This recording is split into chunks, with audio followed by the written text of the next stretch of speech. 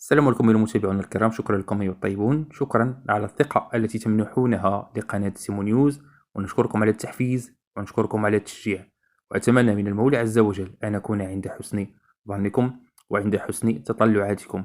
إذا بسم الله وعلى الله نتوكل. إذا كما ترون أيها الأعزاء الكرام، نحن متواجدون على جنبات المحطة الطرقية لعاصمة المملكة المغربية.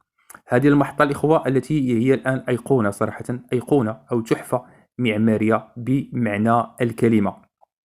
نحن جميعا نعلم على أن المغرب صار في اتجاه تحديث المحطات الطرقية، أي أن تم إخراج المحطة الطرقية من النمط القديم الذي نحن نعرفه، والذي يعني أظن أن العديد الآن متفق على أنه يعني هذا النمط القديم لم يعد يسير الوضع الحالي، ولم يعد يسير يعني التطور الذي يعرفه العالم.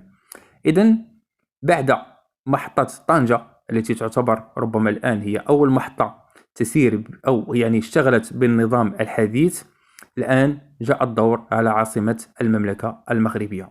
إلا أن الإخوة الفرق شاسع صراحة، الفرق شاسع بين محطة الرباط ومحطة طنجة. فمحطة الرباط الإخوة تعتبر أيقونة وتحفة معمارية، ليس فقط على الصعيد المحلي أو الصعيد الوطني، بل كذلك على الصعيد الإفريقي. إذا هذه المحطة تضاهي نظيراتها لدى الدول الغربية أو الدول المتقدمة. إذا الإخوة الآن كما ترون ربما الاستعدادات هي جارية على قدم وساق منذ يعني هذا الأسبوع أو بداية هذا الأسبوع، من أجل ربما الاستعداد لمرحلة التدشين التي يعني ستعطي الضوء الأخضر من أجل بدء الاشتغال بهذه المحطة الطرقية، ونودع المحطة القديمة أو ما نسميه القامرة يتم توديعها، ثم الانتقال إلى هذه المحطة التي سالف وأشرت وذكرت الإخوة على أنها فعلا أيقونة معمارية. الغريب الإخوة أو الجيد في الأمر على أنه فقط هذه المحطة ليست هي فقط هي التي تعتبر أيقونة معمارية، بل كذلك الإخوة الجهة المحيطة بها.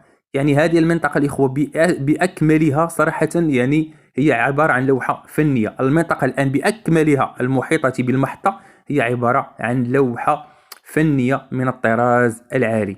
ويعني الإخوة ستجدون بعض الفيديوهات سنضع لكم روابطها توضح لكم ما مدى جمال المنطقة المحيطة بالمحطة الطرقية.